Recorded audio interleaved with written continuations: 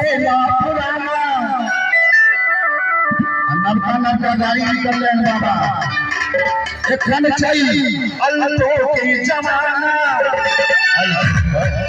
Alto गाड़ी आवे छै चार चक्का फॉर्च्यूनर आवे छै भैया हमरा गोपाल जी भैया का गाड़ी छै गोपाल भैया का हमरे गाड़ी में चढ़ा दे बाबा बस हाँ सवारी भेला पुराना साइकिल के जमाना बीत गेले मामा नया जनरेशन नया अभी एखन चाहिए अल्टो के जमाना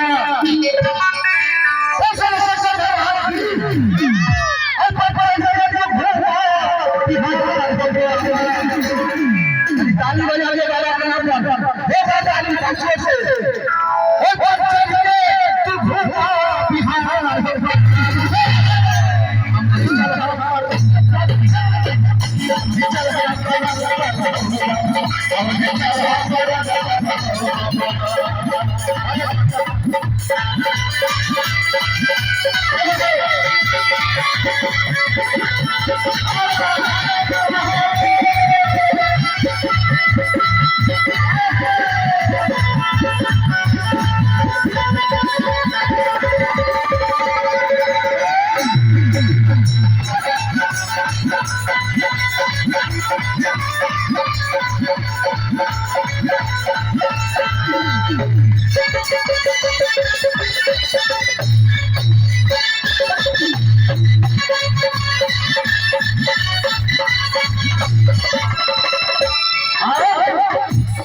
बाबा से कहै छथिन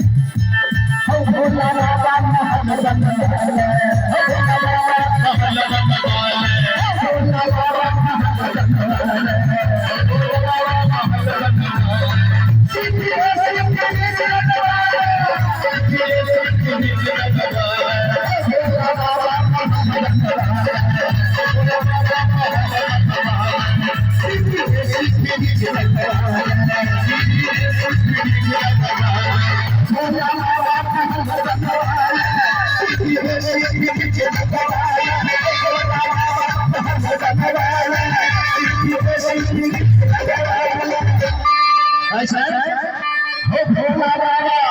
महल बनवाना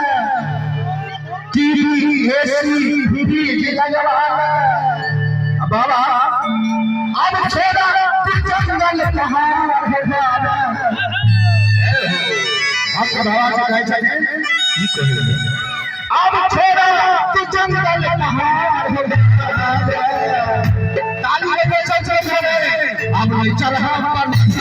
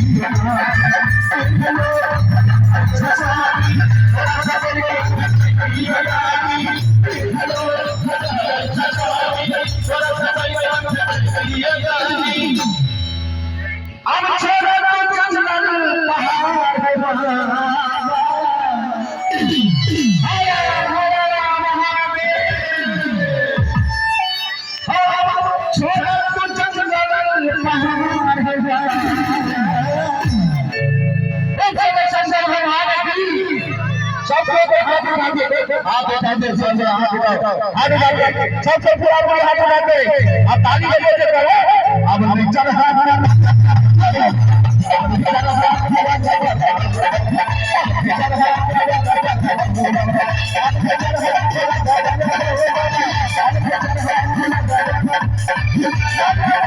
Thank